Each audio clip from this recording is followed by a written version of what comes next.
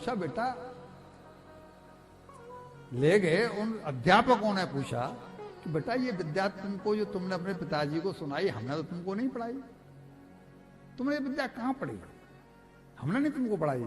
तो बोला आप क्या पढ़ाओगे, आप खुद ही नहीं जानते इस विद्या को। पढ़ाएगा तो वो जो इस विद्या को, आप दैत्य कुल की विद्या जानते हैं, आप दैत्य कुल के ही अध्यापक हैं, तो आप क्या पढ़ाओगे? ये विद्या तो मुझे नारद जी ने पढ़ाई है और मैं पढ़ा लिखाई पैदा हुआ हूं मां के। संजोग से एक बार फिर बुलाया और इन्होंने इस बीच में एक और कर दिया कि सारे बच्चों के, सारे स्कूल के बच्चों को इकट्ठा करके और उनको उपदेश देना शुरू कर दिया। उनसे कहते हैं कि भाइयों, अभी से इस बचपन से ही, आप भी सुन लो सब बात, अभी से बचपन से ही भगवान का नाम जपना शुरू कर दो। क्यों? कि बूढ़ा तोता राम नाम नहीं सीखता। अच्छा, आपको अनुभव हो तो जब तोते को कोई पालता है और उसको राम नाम सिखाता है, तो बूढ़े तोते को राम नाम सिखाता है कि जैसे ही वो मां के गर्भ से बाहर आता है उसे राम नाम सिखाता है? अनुभव है?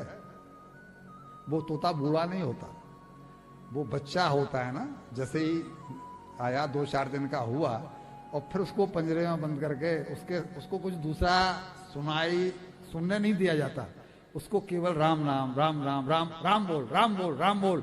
कभी कुछ तोता ऐसी बात बोलता है और उसकी बुद्धि में वो ही बढ़ जाता है, तो लोगों को लगता है कि ये तोता बहुत होशियार है। उसको पढ़ाया जाता है, उसको सिखाया जाता है।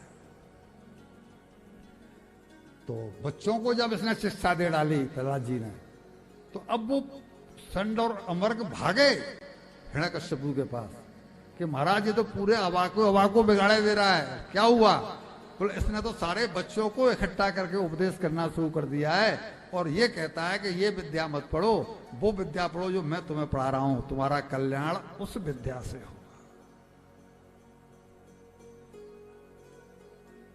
इसको बुलाया, बुलाने के बाद में उसने फिर अपनी गोदी में बिठाया और पूछा बेटा अब की बार तुमने क्या पढ़ा?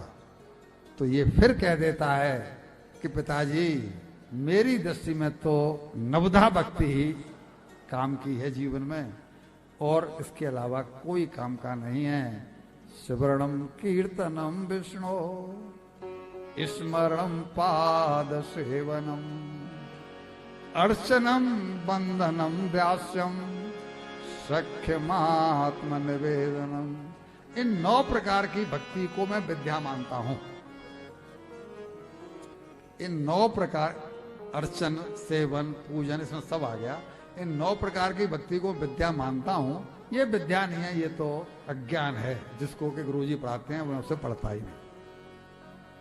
और भगवान नारायण की भक्ति ही काम आएगी। मैं वही पढ़ा हूं, मुझे कोई दूसरी विद्या समझ में नहीं आती। और जैसे ही फिर द्वारा नारायण का नाम सुना तो उसने अपनी गोदी में से उठा करके प्रहलाद जी को जमीन पर पटक दिया और अपने दैत्यों को आज्ञा दे दी कि इसको जिस तरीके से मारा जा सकता हो इसको मार दो। अब वो भाले, तलवार और ये वो लेकर के टूट पड़े, लेकिन प्रहलाद जी का चित्त उसमें भी भगवान के चरणों से चिपका हुआ था।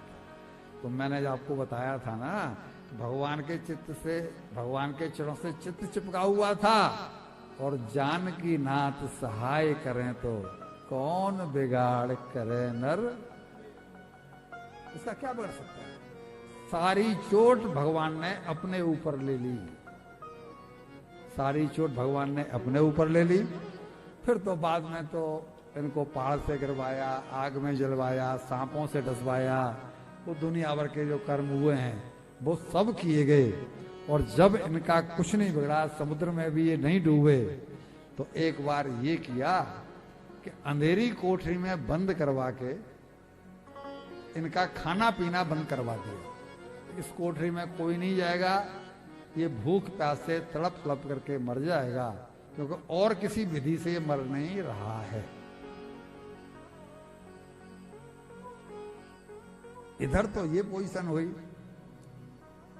दिन तो निकल गया, लेकिन शाम को ठाकुर जी यानी भगवान नारायण जब भोजन करने बैठे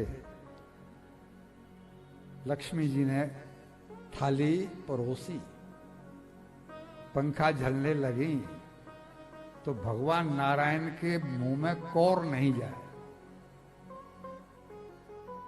विचार करने लगे क्या हुआ, मेरा हाथ आगे क्यों नहीं बढ़ रहा, कौर नहीं जाए। लक्ष्मी जी से पूछा, लक्ष्मी तुम अन्नपूर्णा हो, इसके पीछे कोई न कोई कारण है क्या? सृष्टि में कोई जीव भूखा है?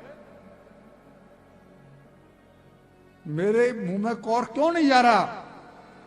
उन्होंने ध्यान लगाया, अन्नपूर्णा है, मां है।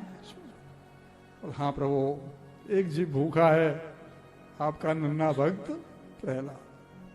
तो जल्दी जाओ, 56 भोग की थाली लेकर के जाओ। लोग कहें हर भक्त दुखी, मुझसे न सहो ये जात कलंका। सृष्टि में मेरा भक्त भूखा है, तो मुझे कौन करुणाकार कहेगा?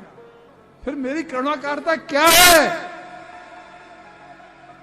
देर मत करो।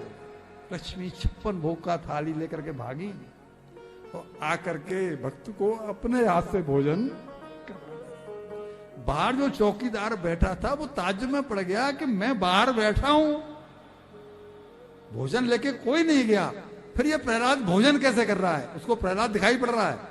लक्ष्मी जी दिखाई, इन भौतिक नेत्रों से पापियों को कैसे संभव है? बड़े बड़े महात्माओं को दिखाई नहीं पड़ती, तो उसको कहां दिखाई पड़ती? बोले ये भोजन कर रहा है, इसका मुंह चल रहा है, लेकिन भोजन कोई कौन करा रहा है ये पता नहीं, और कहां से आए ये पता नहीं। वो दौड़ा दौड़ा भागा, हिरण्यकश्यप को बोला कि भगवान मैं बाहर बैठ रहा हूं, मैं कहीं नहीं गया, चौकीदारी में बराबर कर रहा हूं, और प्रहलाद भोजन कर रहा है। वो भागा भागा, इससे पूछा कि क्यों रे, तू जो भोजन कर रहा है, तेरा मुंह चल रहा है। लक्ष्मी जी चली गई, थाली छोड़। तू जो भोजन कर रहा है, तेरा मुंह चल रहा है, तो तुझे ये भोजन कौन खिला रहा है? कहां से आया भोजन? किसने दिया? प्रहलाद जी कहते हैं, पिताजी 9 महीने मां के गर्भ में भी तो रहा हूं, मां किसने दिया था? जिसने 9 महीने मां के पेट में दिया था, उसी ने दिया है।